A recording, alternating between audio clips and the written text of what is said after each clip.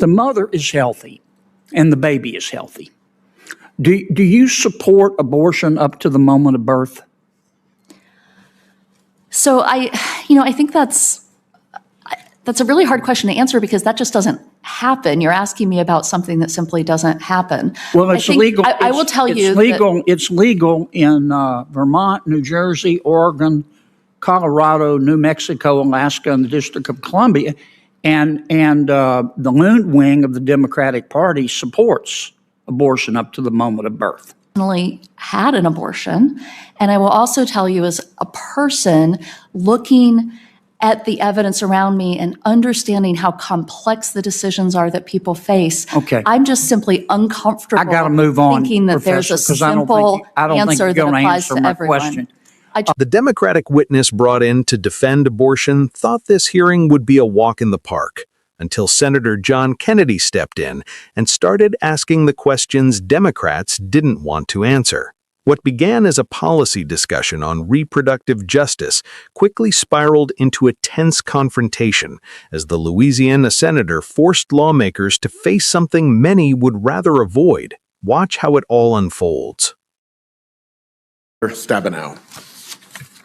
Thank you, Mr. Chairman. Professor Myers, you are here at the invitation of my Democratic colleagues, is that right? That's correct.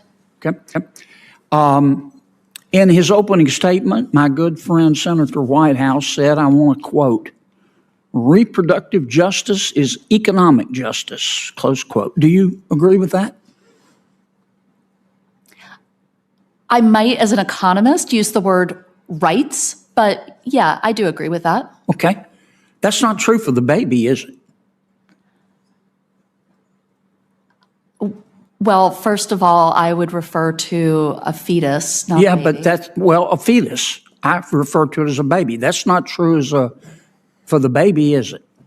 The evidence that I presented to you, Senator Kennedy, was evidence about measurable effects on the lives of women, families. Right, I got that part, but that's not true for the baby, is it? I'm sorry, I don't really understand. Well, it's not true. Let me be clear. Let me back up. As an economist, I measure effects using data. I'm not here to talk about ethics, assignment of personhood. That's not my Well, but you said you agreed with the chairman's statement that reproductive justice is economic justice. There is no economic justice for the baby because the baby's dead, right? I wouldn't refer. I don't really know how to answer your question. I would refer to was the baby dead or alive? We're referring to a fetus. Okay, is the fetus dead or alive after an abortion? The fetus would be dead after an abortion. All right. If the mother is healthy and the baby is healthy, do you support abortion up to the moment of birth? So I think that's a really hard question to answer because that just doesn't happen. You're asking me about something that simply doesn't happen. Well, it's legal. I will tell you it's legal in Vermont, New Jersey, Oregon, Colorado, New Mexico, Alaska, and the District of Columbia, and the Loon wing of the Democratic Party supports abortion up to the moment of birth. So, do you support that or oppose it? I don't think. Let me say, I'm here to talk about the economics of abortion. No, you're here as an expert. And I think you're asking me a believe. question as a person, which I'll answer as a person. Okay, tell me as a person. I will tell you as a person that I have ambivalence about abortion. I will tell you as a person, I haven't personally had an abortion. And I will also tell you as a person looking at the evidence around me and understanding how complex the decisions are that people face, I'm just simply uncomfortable. I got to move on, thinking that there's a simple answer that applies to everyone. Question. I trust women and their healthcare providers. Yeah, it's real simple. You either support abortion for a healthy mother and baby up to the moment of birth, or you don't. And I don't think it's a difficult question. How about you, doctor? Do you support? If the mother is healthy and the baby's healthy, do you support abortion up to the moment of birth? So, Senator, you're using really inflammatory language to talk about a medical procedure, and it's not a simple yes or no. Not to mention, when you make statements like that, you're erasing the grief and the trauma that my patients You're not going to answer my through. question either, are you? It's not a question that I can think be I answered think I in know an your appropriate answer. way. I think I know your answer. Mrs. Ford, okay?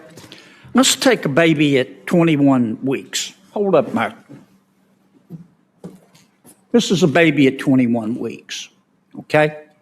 The baby can feel pain, right? Yes. And the baby's pretty developed, right? Yes. And do you know the name of the procedure that the doctor would use to abort that baby at 21 weeks? I'm not a doctor, but I believe it's a DNR. It's called dilation and evacuation. Is that right? As far as I understand, yes. Yeah. And first, you'd pull the head out, the crushed skull out, right? Senator Kennedy, your time has expired here. Well, you and gave Senator the Stabenow is others waiting. plenty of time, Mr. Chairman. Just letting you know, your time's expired. You have Okay. other senators waiting. Well, I was waiting when you were letting others. I'm sorry you don't want to hear about what happens No, I don't think anybody in else an is actual going- I don't think abortion, but anybody else I has gone thought that over. was what we were here to talk about. No one else has gone over. Yes. Some of the witnesses went a little bit long, but on both sides. So I thought we were here trying to about control that. protecting mothers and killing babies. I'm going to turn to Senator Stabenow and Mr. I'm sorry Phillips. you I'm don't want sorry to hear that it. this had to Like take we've place got in a front of whole- you. What you just watched didn't begin as a confrontation. It started as a policy discussion centered around abortion, economics, and what Democrats describe as reproductive justice. For years, many Democrats have argued that abortion access is deeply tied to economic outcomes, impacting women's financial stability, family planning, and long-term opportunities. From that perspective, the issue isn't just medical, it's structural. But for John Kennedy, this point of view leaves out a critical part of the conversation: the unborn child. And in this hearing, he made sure that omission didn't go unchallenged. When Kennedy began questioning the witnesses, he didn't focus on data or economic theory. Instead, he asked a direct question, one that cut through the language of policy and into the heart of the issue. If abortion is being described as justice, then who is that justice for? He points out to what was a fundamental contradiction, that while the discussion often centers on rights and outcomes for women, it rarely addresses the outcome for the unborn child. Now, to be fair, the witnesses approached the issue from a different perspective. Professor Myers emphasized complexity, the difficult realities women face, and the belief that these decisions should remain between patients and their healthcare providers. From her standpoint, there isn't a one-size-fits-all answer. But Kennedy wasn't engaging in a philosophical debate. He was drawing a line. And then the moment that changed the tone entirely. He began describing the procedure itself, step by step, not in abstract terms, but in physical detail.